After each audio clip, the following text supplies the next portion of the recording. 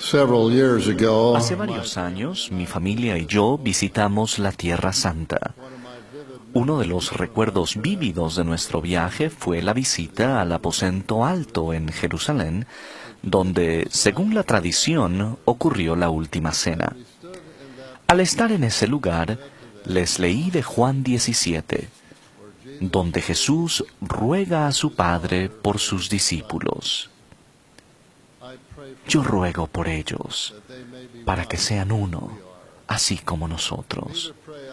Mas no ruego solamente por estos, sino también por los que han de creer en mí, por la palabra de ellos, para que todos sean uno como tú, oh Padre, en mí, y yo en ti, que también ellos sean uno en nosotros. Me sentí muy conmovido al leer esas palabras, y me hallé orando en ese sagrado lugar, que yo siempre pudiera ser uno con mi familia y con mi Padre Celestial y su Hijo. Las valiosas relaciones que tenemos con familiares, amigos, el Señor y su Iglesia restaurada están entre las cosas más importantes en la vida. Por causa de que estas relaciones son tan importantes, debemos atesorarlas, protegerlas y nutrirlas. Uno de los relatos más desgarradores en las Escrituras tuvo lugar cuando muchos de los discípulos del Señor pensaron que era difícil aceptar sus enseñanzas y doctrina y se volvieron atrás y ya no andaban con Él. Al marcharse estos discípulos, Jesús se volvió a los 12 y preguntó, ¿también vosotros queréis iros? Pedro respondió, Señor, ¿a quién iremos? Tú tienes palabras de vida eterna, y nosotros hemos creído y sabemos que tú eres el Cristo, el Hijo del Dios viviente. En el momento en que otras personas se centraban en aquello que no podían aceptar, los apóstoles eligieron centrarse en lo que sí creían y sabían, y como resultado, ellos permanecieron con Cristo. Posteriormente, el día de Pentecostés, los 12 recibieron el don del Espíritu Santo. Se volvieron valientes en sus testimonios de Cristo y comenzaron a entender más plenamente las enseñanzas de Jesús. Hoy en día no es diferente. Para algunas personas, la invitación de Cristo a creer y permanecer sigue pareciendo difícil de aceptar. Algunos discípulos tienen dificultad para entender una norma o una enseñanza de la Iglesia en particular. Otros se inquietan con aspectos de nuestra historia o con las imperfecciones de algunos miembros y líderes, actuales o antiguos. Hay quienes encuentran difícil vivir una religión que requiere tanto. Y finalmente, hay quienes se cansan de hacer lo bueno. Por estas y otras razones, algunos miembros de la Iglesia vacilan en su fe y se preguntan si quizás deban seguir a los que se volvieron atrás y ya no andaban con Jesús. Si alguno de ustedes está flaqueando en su fe, yo le hago la misma pregunta que hizo Pedro. ¿A quién irá usted? Si usted decide inactivarse o irse de la Iglesia restaurada de Jesucristo de los santos de los últimos días, ¿a dónde irá? ¿Qué hará? La decisión de ya no andar más con los miembros de la Iglesia y con los líderes escogidos por el Señor tendrá un impacto a largo plazo que no siempre se podrá apreciar ahora. Puede haber alguna doctrina, alguna norma, un aspecto de la historia que no coincida con su fe, y usted puede pensar que, ahora mismo, la única manera de resolver ese conflicto interior consista en ya no andar más con los santos. Si llega a vivir tanto como yo, llegará a entender que las cosas tienen una manera de resolverse solas. Un pensamiento inspirado o una revelación pueden arrojar nueva luz sobre un problema. Recuerde, la restauración no es un acontecimiento ya pasado, sino algo que está en pleno desarrollo. Nunca abandone las grandes verdades que fueron reveladas por medio del profeta José Smith. Nunca deje de leer, meditar y poner en práctica la doctrina de Cristo que se halla en el Libro de Mormón. Nunca deje de concederle al Señor la misma oportunidad, haciendo esfuerzos honestos para entender lo que el Señor ha revelado.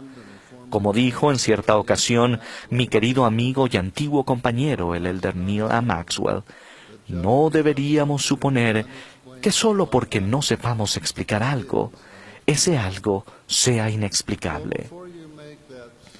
Por tanto, antes de tomar esa decisión espiritualmente peligrosa de marcharse, le animo a que se detenga y piense detenidamente antes de renunciar a todo aquello que, en primer lugar, le trajo a su testimonio de la Iglesia restaurada de Jesucristo. Deténgase y piense en lo que usted sintió aquí y el por qué lo sintió. Piense en las veces que el Espíritu Santo le ha testificado de la verdad eterna.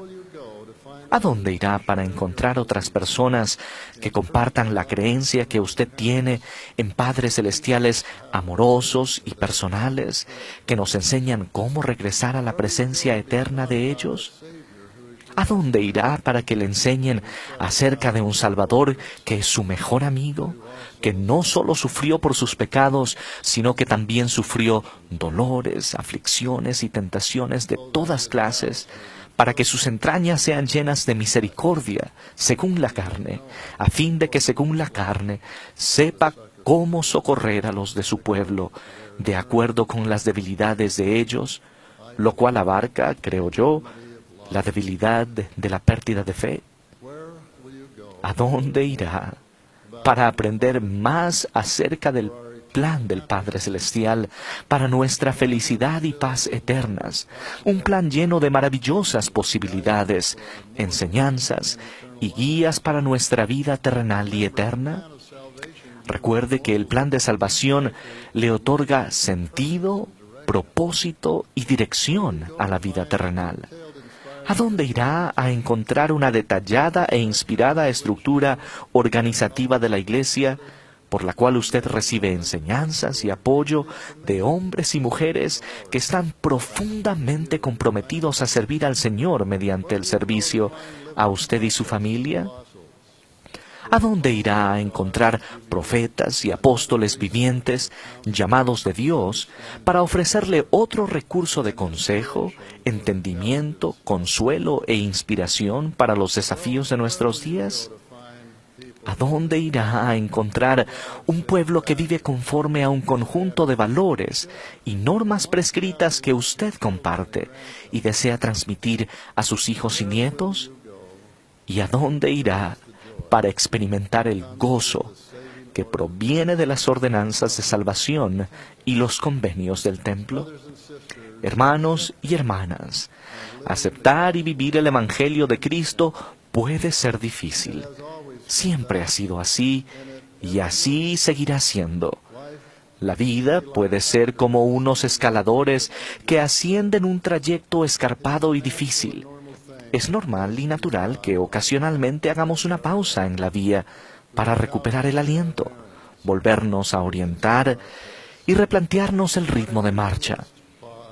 No todas las personas necesitan hacer una pausa en el camino, pero no hay nada de malo en hacerlo cuando lo requieren las circunstancias. De hecho, puede tornarse en algo positivo para quienes aprovechan plenamente la oportunidad para refrescarse con las aguas vivas del Evangelio de Cristo.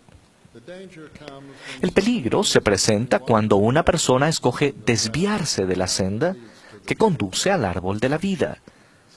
Hay tiempos en que debemos aprender, estudiar y saber, y tiempos en que debemos creer, confiar y tener esperanza. Al final, cada quien debe responder a la pregunta del Salvador: ¿también vosotros queréis iros? Todos debemos buscar nuestra propia respuesta a esa pregunta. Para algunos la respuesta es sencilla, para otros es difícil. Yo no pretendo conocer la razón por la cual la fe para creer llega más fácilmente a unos que a otros. Solo estoy muy agradecido de saber que las respuestas siempre están ahí y que si las procuramos, si las buscamos realmente, con verdadera intención e íntegro propósito de un corazón suplicante, finalmente hallaremos las respuestas a nuestras preguntas, en tanto que continuemos en la senda del Evangelio. Durante mi ministerio he conocido a quienes se han apartado y han regresado luego de su prueba de fe. Espero sinceramente que invitemos a un número creciente de hijos de Dios a que encuentren la senda del Evangelio y permanezcan en ella, para que también ellos participen de aquel fruto que es preferible a todos los demás. Mi ruego sincero es que alentemos, aceptemos, comprendamos y amemos a quienes se debaten con su fe. No debemos dejar de lado a ninguno de nuestros hermanos y hermanas. Todos nos encontramos en diferentes lugares del sendero y debemos ministrar unos a otros en consecuencia. Así como debemos recibir con los brazos abiertos a los nuevos conversos, así también debemos abrazar y apoyar a quienes tienen preguntas y titubean en su fe. Valiéndome de otra metáfora conocida, ruego que cualquier persona que esté pensando en abandonar el barco seguro de Sión, donde Dios y Cristo están a la cabeza, se detenga y recapacite cuidadosamente antes de hacerlo. Tengan en cuenta y recuerden siempre que aunque el viento y las olas de grandes tormentas azoten el viejo barco, el Salvador está a bordo y tiene poder para reprender la tempestad con su mandato. Calla, enmudece. Hasta entonces, no debemos temer, sino tener una fe inquebrantable y saber que aún el viento y el mar le obedecen. Hermanos, les prometo en el nombre del Señor que Él nunca abandonará a su iglesia y que nunca abandonará a ninguno de nosotros. Recuerden la respuesta de Pedro a la pregunta y palabras del Salvador. Señor, ¿a quién iremos? Tú tienes las palabras de vida eterna, y nosotros hemos creído y sabemos que tú eres el Cristo, el Hijo del Dios viviente. Testifico que no se dará otro nombre, ni otra senda ni medio, por el cual la salvación llegue a los hijos de los hombres, sino en el nombre de Cristo, y por medio de ese nombre. También testifico que el Señor ha llamado apóstoles y profetas en nuestros días y ha restaurado su iglesia con enseñanzas y mandamientos como un refugio contra la tempestad y contra la ira, que sobrevendrán con seguridad, a menos que las personas del mundo se arrepientan y se vuelvan a Él.